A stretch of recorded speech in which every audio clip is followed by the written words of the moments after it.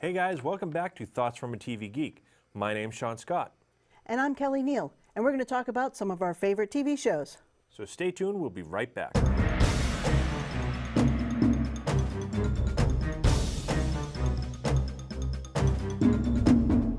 Welcome back. We're going to start tonight with some bullet points. And the first thing is the movie Han Solo, A Star Wars Story. They now have cast Lando Calrissian, and it's going to be Donald Glover. He's from The Martian and Community. Is he related to Danny Glover? I looked it up. No, he's not. There's no official title yet. Obviously, the story is going to be about young Han Solo, and he's going to be played by Alden Ehrenreich. I think that's how you say it. I'm so sorry, Alden. And next is Deadpool. Okay. Director Tim Miller, who's been with that crew from the very beginning. They spent 5 years actually trying to get Deadpool made. He has left Deadpool 2. They are citing creative differences with Ryan Reynolds. So what you mean is creative differences as Ryan Reynolds didn't want him in there anymore? I don't know. Those were the only details that they had, was creative differences. They said that it was an amicable split, and they were developing the script, and I guess they couldn't come to an agreement. So next up, female directors. Interesting, Jessica Jones, season 2 on Netflix. They're going to have 13 shows, and all 13 shows are going to be directed by women. Okay. And it seems like more and more now, thankfully, women are getting the opportunity to direct, because that's been really big in Hollywood, where there are these great female directors and they don't get a chance. We got Patty Jenkins directing Wonder Woman, and Marvel Studios apparently is looking for a female director for Captain Marvel, the solo film. Right. Well, what looks like in the past, we've had only big stars direct. Angelina Jolie's directed several movies. Jodie Foster's directed a couple of movies. Even Barbara Streisand. Really? Yep. What one? Yentl. Okay. I think that was her first She directed one. that? Yep. Oh, okay. Yep. They've always had major stars actually kind of stepping in and directing, not directors. Exactly. Not saying that they didn't do a good job, just generally a director is not an actor. It's a whole completely different field from directing to actually acting. It's completely different, even though they come together and mix well. They do. It's just two different things. Look at Ron Howard. Some of the best directors were actors, True. But it's just, they haven't been given the breaks. There really was that glass ceiling that it looks like, at least a little bit, is starting to be. There's cracks now. Right. Next up, movies that are leaving Netflix come November 1st. Okay. Angel Heart, Almost Famous, E.T., Into the Wild, and Major League will all be off Netflix as of November 1st. So if you love those movies and you have Netflix, go catch them now. I'm sure they'll be back at some point in the future. Yeah, they're not going to neglect them for terribly long. So. Yeah. And then the last bullet point I have is about Wonder Woman, and the fact that Wonder Woman has been made the honorary ambassador to the United Nations. Linda Carter was actually there. Wonder Woman joins Angry Birds as one of the honorary ambassadors of the United Nations Sustainable Development Goals. Angry Birds, that's interesting. She's going to be the UN ambassador for the empowerment of women and girls, which makes perfect sense. That's fair. Yep. And that's the end of our bullet points this week. So, we are all sitting at home, maybe with a group of friends, loved ones, family members, watching The Walking Dead, expecting the worst, but not knowing exactly who was going to get it. Now we know.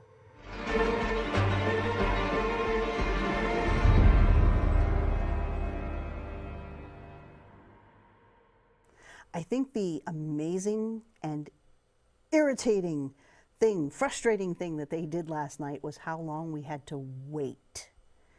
You know what I mean? It wasn't the Yes. beginning.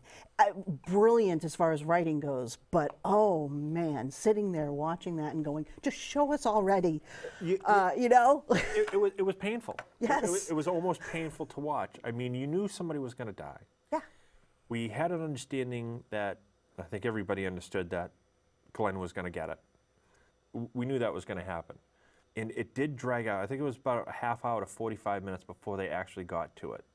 It seemed like it anyway. What a interesting scene of not going after Glenn first. Right. Because I think everybody expected Glenn to get it first. Yep. And I had heard that there were going to be 2 deaths.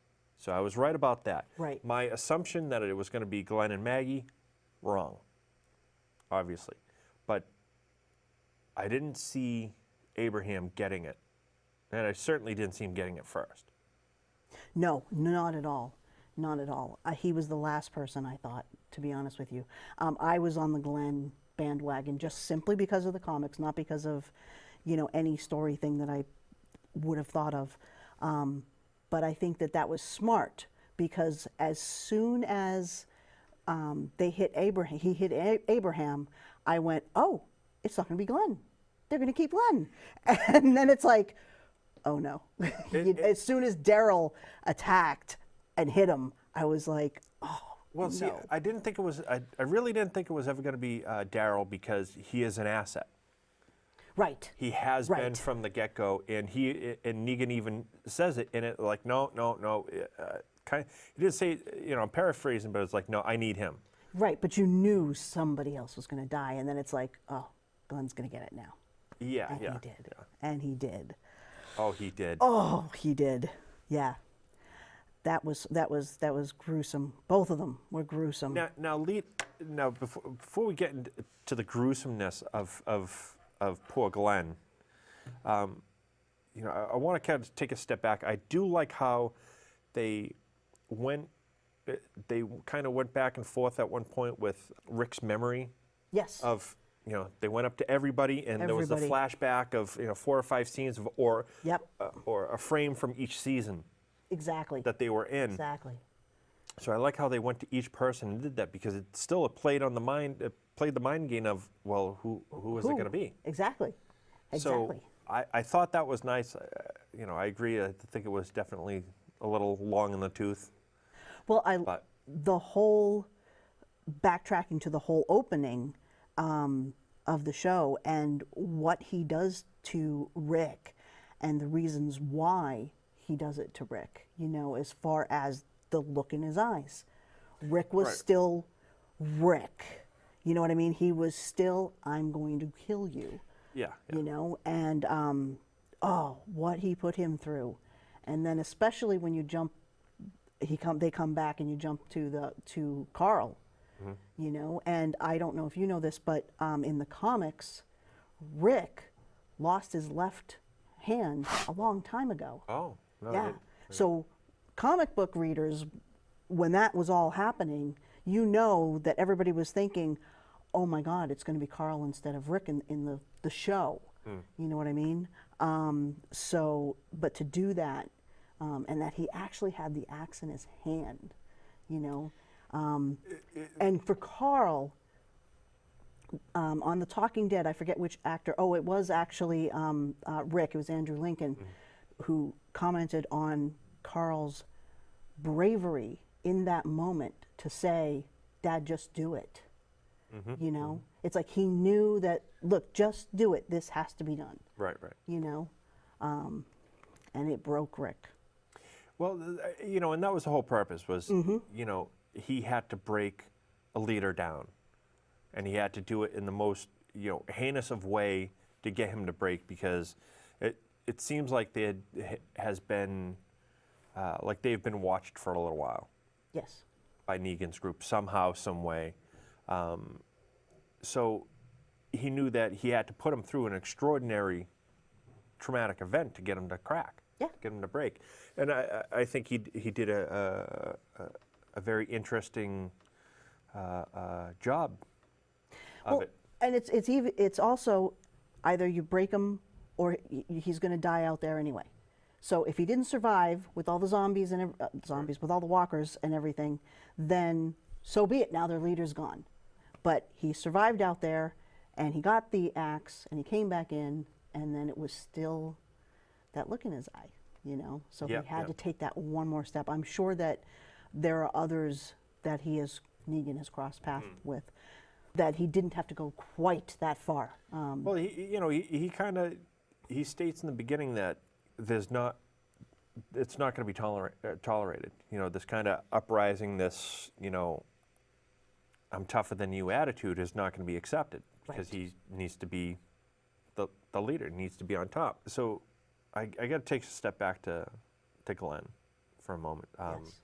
The poor head bashing of that kid. You know, we've seen a lot of horror movies. You know, we Sure. Plenty of us out there have seen slasher films, and, you know, guts and this and that. It's not that big of a deal. But to see the level of violence that they went on a cable show, and there's plenty of violence out there of people getting shot and this and that, but this was personal. It was intimate. Yeah. You know, a gun from a distance isn't terribly intimate. A knife, a bat is. You know, you're up close, you're personal, you're looking at them as they're doing it. So I thought that level was very high and very interesting that they went that high. Now you step into where his head's, you look at him and his head's a little concaved in the front. And I didn't notice it at first. It was once Negan said, you know, look at your eye. Yeah. Then I noticed it, because I didn't notice it at first, and I was, again, shocked, which is a rarity. I don't really get shocked about stuff like that, but to see that on that level of television, it wasn't HBO. Right. You know, it wasn't Showtime or something like that. That you kind of expect that level, but not on a cable channel like that. I mean, you know, their guidelines for those things are a little bit different than on broadcast television, like 4, 5, 7 and whatnot. Oh, yeah. Oh, very much. But that I did not see coming, and I thought that was very interesting that they took a character and showed the disfigurement of him. Oh, absolutely. Absolutely. And Not just a typical blood dripping down the face. Well, yeah, okay, you know, I get that. You Right. know, but Oh, and then they showed the bodies afterwards. Like, they didn't hide it. It wasn't below the waist of the people kneeling with it. You know what I mean? They showed it. It's how often does that really get done, other than a horror movie? yeah, right. I mean, something like Game of Thrones, yeah, you'll definitely have something like that, but not at this level. No. And his last words to Maggie were very interesting about, I'll find you, you know? And it's like, you know, people are asking, what does that mean? What does that mean? You know, and I think that, my first instinct when he said it was that he'll always be with her, you know? Well, yeah, I mean, this is not, you know, Game of Thrones where they can bring you back. No. I mean, he wasn't coming back as a walker anyway. He was done. Right. Done. Him and Abraham just completely out of the picture. Exactly. 100%. But yeah, I mean, that makes perfect sense. And how do you kneel there and see this happening to the man you love? You know what I mean? And just stay there. Well, you got to remember, You know? she was completely incapacitated with her own situation. But think about it. Like, how hard would that be if that was your wife? You know what I mean? To just stay still. Don't forget, you have the traumatic trauma of that event happening. Yes. Going on. She just watched Abraham go. Oh yeah. So she was already traumatized by that. Several times Negan had said, you know, if anybody moves, kill him. Yep. Okay, there's another one. There's talk of violence and death the moment Negan comes out. Oh yeah. So you're trapped. You got nowhere to go. Mm-hmm. You can't run. You can't get up and scurry off. You're just there. You're stuck there. You have no choice but to be in that moment. The restraint that takes, you know. Restraint or shock? I mean, that could be pure shock. I mean, True. Who was it? who got up, and Daryl. Daryl. That was pure anger. Of I can't believe you just did that. I'm going to retaliate, but that's his character. Oh, absolutely. Now, it seems like that's going to become her character. It seems like it. Rick, a number of episodes back when they were going to the hilltop, he had said that she's going to be a leader. Yes. So, does this bring out her natural born leadership? Does this flip the switch in her mind and she becomes psycho after she deals with what she's got going on? Because don't forget, she's pregnant. It seems like she might be having a miscarriage or something along those lines. She's going through physical trauma and mental trauma on her own without this happening. Yes. So it seems to be a natural conclusion that she's going to step out of the box at some point and look how she was at the end. Like, she was going to the hilltop. I mean, she already was kind of commanding everybody. Like, this is what we're going to do. Yeah. I know that in the comic books, this episode is based on comic number 100. Okay. And of course, it was only Glenn. Mm-hmm. Abraham does die in the comics, but a different way, different time. Okay. Well, I think they threw Abraham in there in the first place just to mess with people. That was exactly. Because I actually thought as of yesterday it was going to be Michonne. The reason being is she had several. She was doing the circuit at a lot of the morning talk shows. Right. So I started thinking, but she was the only one doing it that day on Friday. So I started thinking, like, maybe she's doing that and she's the one going. What's interesting about that is on The Talking Dead, she actually talked about the fact that she actually had people who were following where she was, thinking that it had to be her because she was over here, she was over there. Yeah. So it's not unlike that show to give out false information. Right. And that's a perfect thing. Maggie with getting her hair cut. I thought for sure. All right. You've been saying that all along, yes. Because it makes sense. It makes sense, and that's what generally tends to happen a lot of times. Sure. I've seen it happen a number of times. So Well, going forward, for those of you that don't want to know anything from the comics, don't listen. Fast forward a little. Just a little, though. Just a little. Maggie does actually become a leader and get much stronger. And in the comics, she becomes the leader of Hilltop. I'm kind of assuming that that's what will happen in the show also because that's where she's going. Right. And so Glenn's death does spur her on to take that role, and she becomes, in the comics, she becomes a very, very important character. Well, so she has been built up for quite a while. She was and has been kind of a moral leader in a lot of situations. Yeah. Even going back to the farm. Right. She still had those moral characteristics, and as time has gone on, it's been chipped away a little bit. Could all moral character be gone now because of this and what happened to Glenn? I don't think so. I think it's going to be for her. I think it's going to be, she's going to do this for him in his memory, life for her child. You know what I mean? And in order to have a life for her child, you have to get rid of Negan and his men, his little army. I don't know if they're going away anytime soon. I don't think so. No. I don't. This isn't happening in a couple episodes for sure. Well, that's one thing I was hoping. I was hoping that they wouldn't do the same thing with Negan and his group as they did with Terminus, where they were there for like 2 episodes and that was it. I was like, I thought they were going to be there a little while and it was going to get juicy and interesting. Right. But it just didn't happen that way. I think this is probably, I would not be surprised. At the very least, it's because they always split up the season into 2 halves. At the very least, it's going to be all of the first half of the season. Right.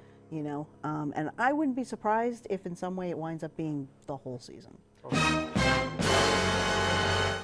Will Rick give in to Negan, or will he raise his own army? Will Carl ever find true love?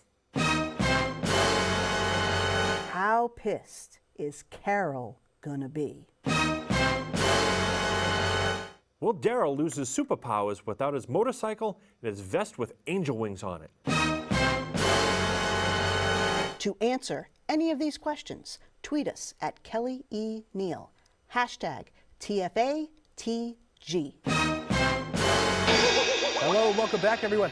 I'm Nathanial Morse, and welcome to Thoughts from a Podcast Geek, where I tell you the things that you need to be listening to. Now, it's time for some good old-fashioned eldritch horror with The Bridge.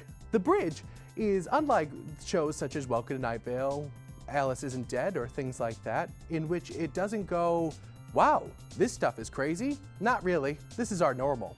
But they go, what is that? Oh my gosh, that thing is crazy. That's their normal. But they don't, it's always new to them. It's always a fresh new layer of awful. The transatlantic bridge was built for seemingly no reason other than a general cash grab and a very large amount of connection. Connection. Funny word, isn't it? They stress it a lot, but it works somehow. In any case, it's a lot of fun, a lot of scares, a lot of crazy stuff. It's something that you should definitely start listening to. I'm Nathanial Morse, and this has been Thoughts from a Podcast Geek. Have a podcast that you think I should listen to, even though I probably have? Tweet me at TFA Podcast Geek.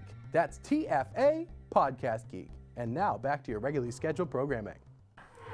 Welcome to Thoughts from a TV Geek, Top 5 Horror Movies.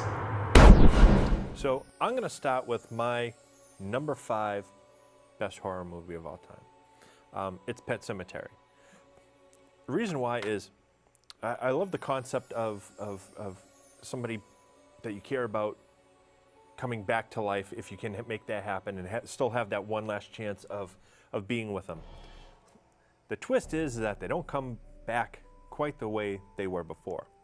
And there's one particular scene of Gage walking down the hallway holding a scalpel. Now this is a little 4 or 5-year-old walking down the hall with the scalpel in hand just blew my mind. I've never seen anything like it, and I thought it was one of the sickest things that I think I've ever seen in a movie, because it's a small child walking down the hall saying, "Daddy, I want to play with you." But he's holding a scalpel. That's not right. It's messed up.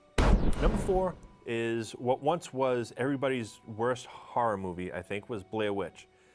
Loved it the moment it came out. Saw everybody leaving the theater confused, not knowing what was going on. And the funny thing is about it, everybody was complaining that it was too fast, it was moving too much.